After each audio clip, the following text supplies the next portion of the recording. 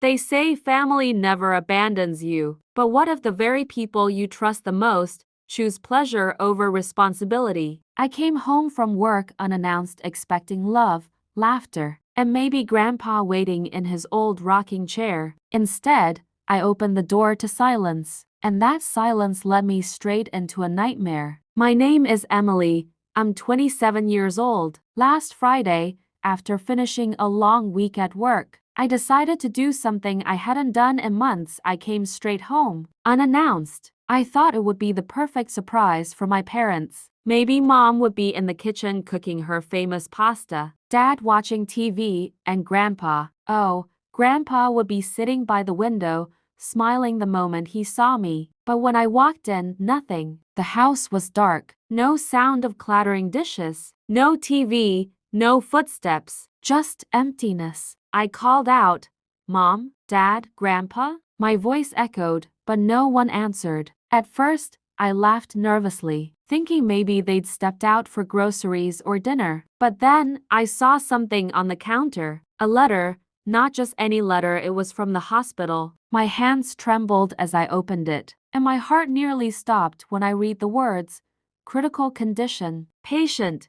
Mr. Walter Hayes. Immediate family contact required." Walter Hayes, my grandfather, the man who raised me when my parents were too busy, the man who used to sit beside my bed and tell me stories until I fell asleep, the man who gave up everything just to see me smile. I dropped the letter and rushed out the door, my chest tightening with every breath. Within minutes, I was at the hospital, and there, I found him. Grandpa, pale, motionless, tubes everywhere, machines keeping him alive, his eyes closed, his hands cold, alone, no family by his side, not even my parents. Tears blurred my vision. My parents knew. They knew he was here. Then where were they? Why wasn't anyone here for him? That night, standing beside Grandpa's hospital bed, I promised myself I would find out the truth. And when I did, my parents would never be able to hide behind their lies again.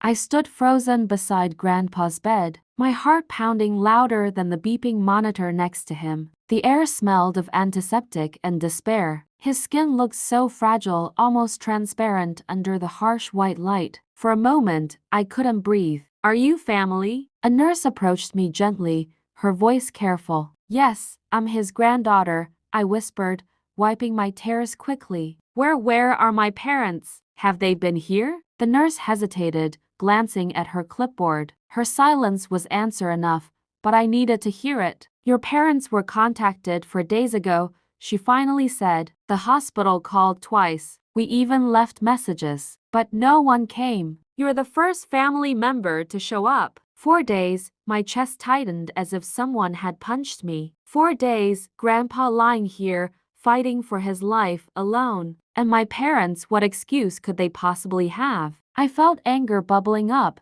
colliding with grief. I pulled out my phone, dialing my mother first, straight to voicemail. Then my father. Same thing. My fingers shook as I scrolled through social media, desperate for a clue. And then I found it. A picture, posted just 12 hours ago. My parents smiling on a golden beach, cocktails in hand. The caption read, "Bali escape, living the dream." My throat burned. My knees almost gave way. While their father lay dying in a hospital bed, they were vacationing, posing for photos, living the dream. I wanted to scream, to smash the phone against the wall. But when I looked at Grandpa, frail and still, my rage turned to resolve. He didn't deserve this betrayal. He didn't deserve to be abandoned by the very children he raised. I sat beside him, holding his cold hand in mine. "Grandpa, it's me, Emily," I whispered, my voice cracking. "I'm here now. I won't leave you, not like they did." For a brief moment, I thought I saw his fingers twitch, the faintest response. Maybe it was my imagination, or maybe he could still hear me. The doctor entered then, his expression grim but professional. "You should prepare yourself," he said. "His condition is very critical. It's a matter of days, maybe hours. Family presence is important at this stage." Family presence. My parents had chosen to vanish, but I, his granddaughter, would not. As I sat there, fighting tears. A thought struck me like lightning.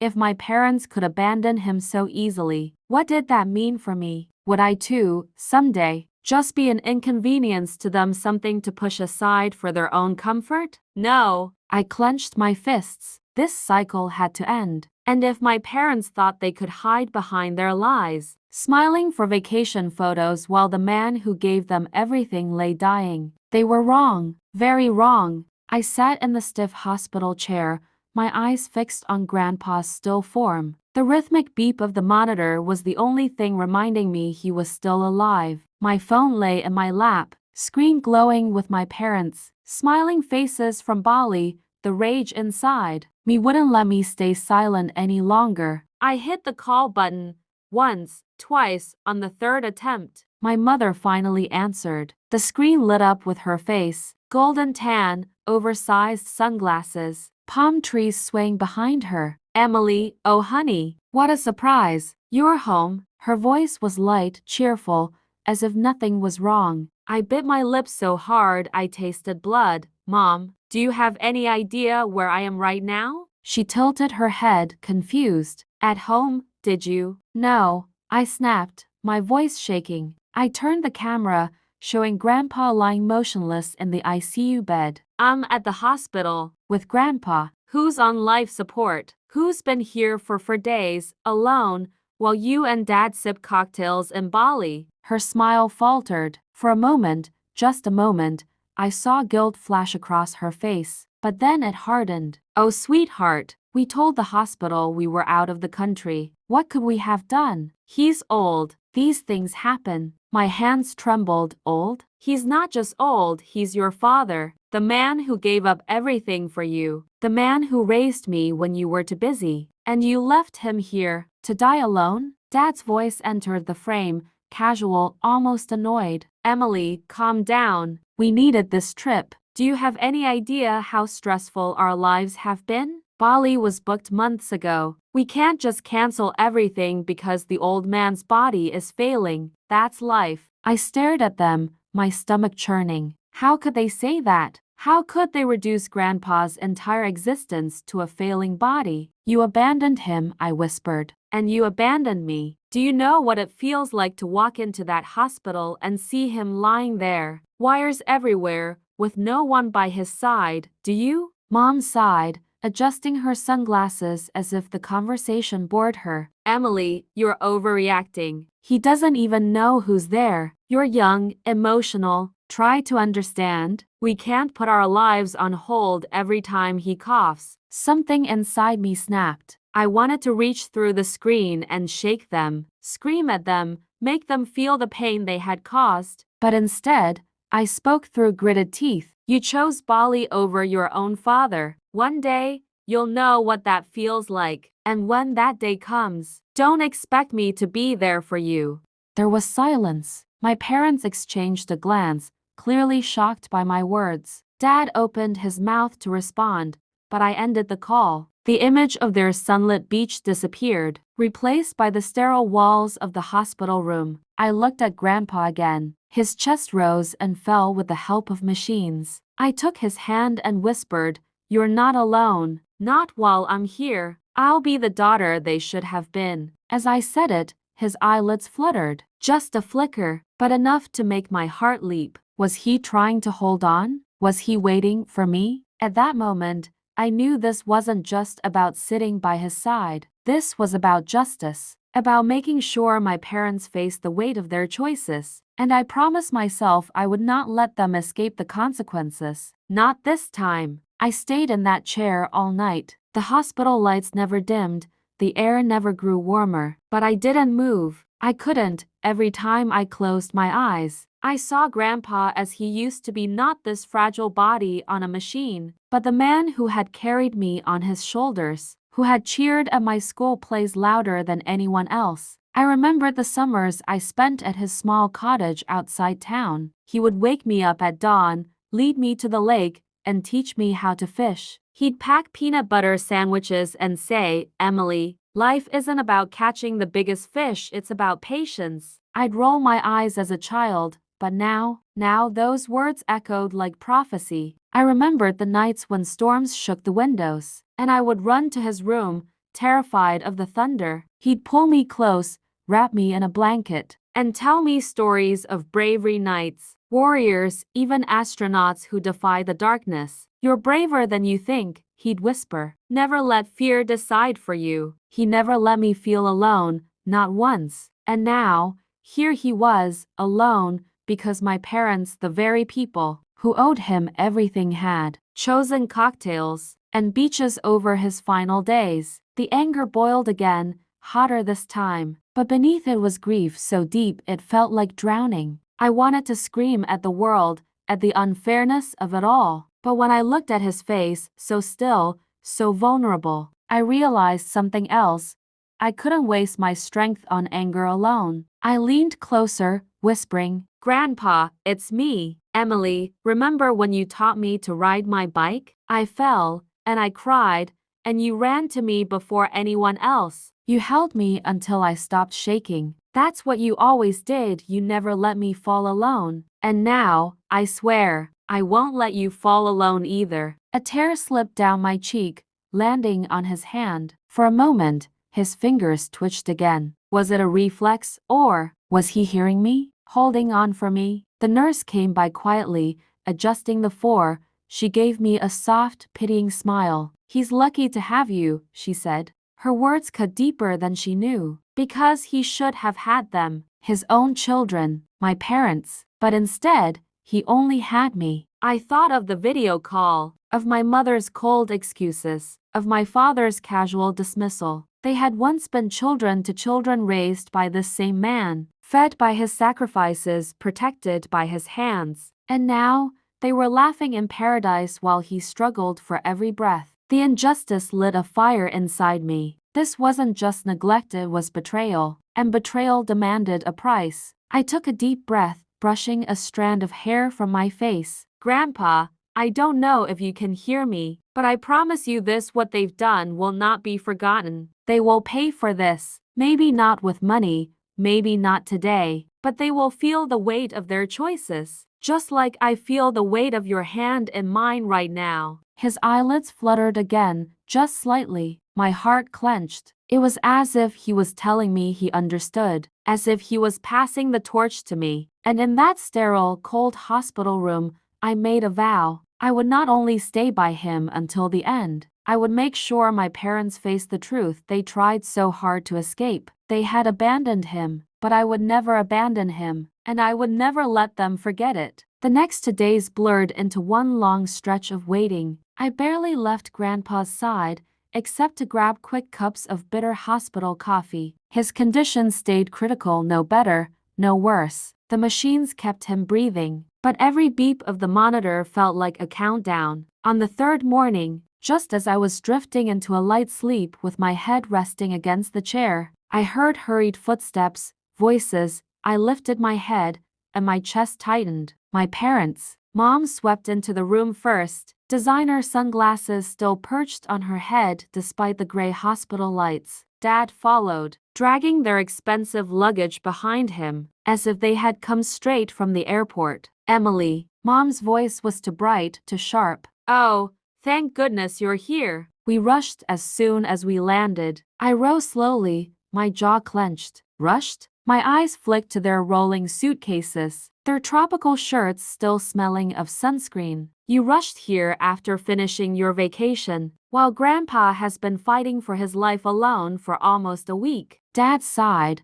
his tone defensive. "Don't start this again. We couldn't have done anything, Emily. The doctors are handling it. Sitting around crying wouldn't change anything." I stepped closer, lowering my voice but letting the anger drip through every word. "He didn't need doctors to hold his hand at night. He needed you, his children, and you weren't here." For a moment, neither of them spoke. They looked at Grandpa lying in the bed, but I could see it in their eyes. They were uncomfortable, not heartbroken. Guilty, perhaps, but unwilling to admit it. Mom finally broke the silence. "Sweetheart, you don't understand. We've given so much to this family. We deserved one break. We couldn't put our lives on hold forever. Your grandfather had a long life. It's nature's course." Her words sliced through me. A break? I repeated, my voice trembling. He worked 2 jobs when you were kids just so you could go to college. He sold his car so Dad could start his business. And you call leaving him here to die a break? Dad rubbed his temples, clearly annoyed. Enough drama, Emily. What's done is done. We're here now. That should be enough. Enough. The word rang in my ears like poison. I turned to Grandpa, still unconscious, his frail chest rising and falling with mechanical rhythm. I whispered softly, "Don't worry, Grandpa. I'll never let them pretend this is enough." When I looked back at my parents, I saw their discomfort deepen. They weren't moved by his condition, they were unsettled by me, by the way I looked at them, not as their daughter, but as their judge. And in that moment, I realized something. Their punishment had already begun. Because no matter how many beaches they visited, no matter how many cocktails they drank, they could never escape the truth. They had abandoned the very man who gave them everything. I would make sure the world knew. The room had fallen into an uneasy silence after my parents arrived. They sat stiffly in the corner, scrolling on their phones, whispering to each other as if they were waiting for a flight instead of facing their father's final moments. I stayed by Grandpa's bed, my hand clasped around his. I didn't care if my fingers went numb. I wanted him to know that I was here, that someone still cared. Then, it happened. The steady beeping of the monitor quickened. Grandpa's fingers twitched in mine, stronger than before. His eyelids fluttered, opening slowly, as though every ounce of his strength had gone into that single act. "Grandpa?" I leaned forward, heart pounding. "It's me, Emily. I'm here." His lips moved, cracked and dry. I bent closer until I could hear the faintest whisper. "Emily, you came." Tears poured down my face instantly. "Of course I came. I'll never leave you." My parents rushed over at last, putting on their masks of concern. "Dad, oh, thank God you're awake," Mom exclaimed, grabbing his other hand. Dad added quickly, "We were so worried. We came as soon as we could." Grandpa's eyes, weak but sharp with something eternal, shifted to them. He coughed, each word strained but deliberate. "Lies. I know where you were." The color drained from their faces. I froze, stunned that even in his frailty he knew. "I called for you," Grandpa rasped. "No one came. No one." "Except her." His trembling finger pointed toward me. His voice grew firmer, fueled by pain and truth. "Emily stayed. Emily is family." Mom stammered, "Dad, please, you don't understand." But Grandpa cut her off with a hoarse growl that silenced the room. "I gave you everything. Food in your mouths, roof over your heads. My hands bled so yours could rest. And when I needed you most, you chose the sun, the sand, over me." My parents stood in shocked silence. I could see the shame crawling up their necks, though they fought to hide it. Grandpa turned back to me, his frail hand squeezing mine with surprising strength. "Emily, promise me. Never be like them. Promise you'll remember that love is proven in sacrifice, not words." "I promise," I whispered through my sobs. "I swear it." His cloudy eyes softened, a faint smile crossing his lips. "Then you are my true legacy." The words landed like thunder. My parents flinched, as if struck by a judgment they could not escape. Their own father had disowned them in his final breath of clarity, not with anger, but with truth. As Grandpa drifted back into unconsciousness, his hand still clutching mine, I looked at my parents. They could barely meet my gaze. For the first time, they weren't in control. Their masks of power and pride had shattered under the weight of their father's final words. And in that silence, I knew his judgment was their punishment. They would live the rest of their lives knowing that when it mattered most, they failed. The silence after Grandpa's words was heavy, suffocating.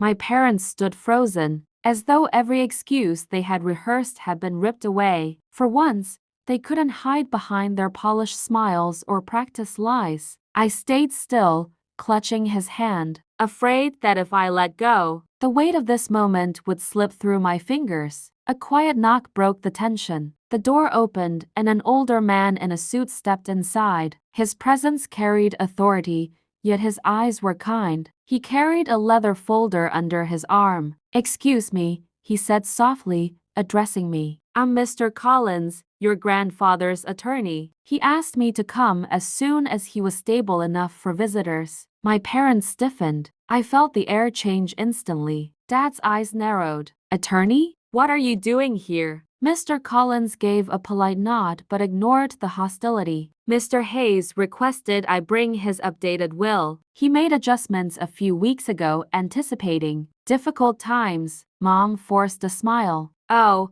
that's not necessary. We're his children.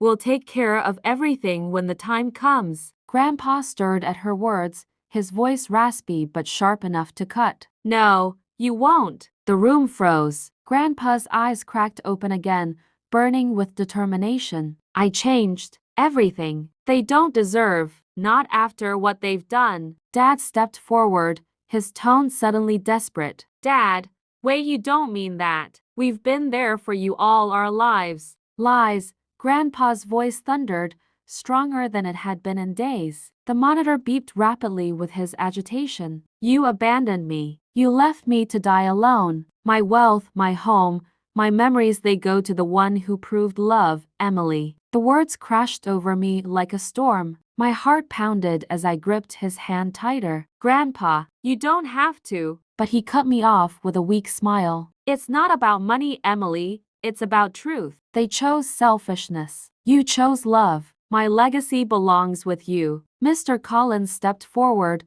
opening the leather folder. "It is all in writing. Your grandfather signed and notarized it before his hospitalization. His estate, house, accounts, property is legally transferred to Emily Hayes." The color drained from my parents' faces. Mom's mouth opened and closed like a fish gasping for air. Dad slammed his fist against the wall. "This is insane. She manipulated him. She's poisoning him against us." Tears spilled down my cheeks, not from greed, but from the crushing weight of what had just happened. I had never asked for this. I didn't want their wealth. All I wanted was my grandfather's love. But maybe this was his final way of making sure they understood that betrayal carries consequences. Grandpa's eyes closed again, his hand going limp in mine, but his words lingered in the room like an unbreakable law. "You are my family, Emily, not them." Never them. My parents stood in stunned silence, stripped of everything they thought they controlled, and I sat there, both broken and stronger than I had ever been, because love had won, and they had lost. The room had fallen silent after the will was read, yet inside me everything screamed. My parents stood motionless, their faces pale and tight with humiliation. For once, they had no power, no mask to hide behind. But my eyes were on only one person, Grandpa. His breaths were shallow, his chest rising and falling with a fragile rhythm. I held his hand to my cheek, praying silently that time would stop. "Even for just one more day, Emily." His voice was soft, broken by weakness. "I'm here, Grandpa. I'm not leaving." His lips curved into a faint smile. "That's all I ever wanted. Someone who stayed, someone who loved me, not for what I owned, but for who I was." My tears wet his hand. "I didn't do anything, Grandpa. You gave me everything. Your stories, your warmth, your heart. I don't care about the house, the money, I just need you." Behind me, Mom scoffed, her bitterness spilling through. "How touching. But love doesn't pay bills. Emily, you think you can handle everything he's leaving you? You'll drown." I turned to face her, my voice trembling but firm. "Maybe I will, but at least I won't drown in guilt like you." Her eyes widened, as if I had struck her. Dad looked away, ashamed or maybe just angry that the truth had finally cornered him. Grandpa's fingers squeezed mine weakly, pulling my attention back. His eyes opened, clear for the first time in days. "Don't waste your tears, child. I'm not leaving you empty. I'm leaving you free, free from them, free from loneliness. Promise me you'll live, Emily. Promise me you'll never let their cruelty chain you." "I promise," I whispered, though my voice cracked under the weight of it. His breathing grew slower, softer. The machines beeped in uneven patterns. And then, silence. The world seemed to collapse around me. My chest tightened, and the sob I had been holding back tore through the room. I buried my face against his still hand, refusing to let go. But even through my grief, I felt something shift. For the first time, my parents looked small, powerless. They didn't cry. They didn't kneel. They just stood there, staring at the man they had failed. The man who had chosen love over blood. The nurse entered quietly, covering Grandpa with a sheet. Mr. Collins closed his folder, his expression respectful but final. "It is done," he said softly. I wiped my tears and stood, shaky but steady. I turned to my parents, meeting their stunned eyes. My voice carried more strength than I thought I had left. "You taught me something tonight," I said. "That love cannot be bought, and family isn't about blood, it's about heart. You lost him long before this moment. And now, you've lost me too." Their faces broke, but I didn't stay to watch. I walked out of the hospital room, carrying only his memory and the promise I had made. The night air was cold against my wet cheeks, but I lifted my head toward the sky, somewhere beyond the stars. I hoped Grandpa was watching, smiling, proud, free. And as for me, I was no longer just Emily, the forgotten granddaughter. I was his legacy, his choice, his family, and no one could ever take that away.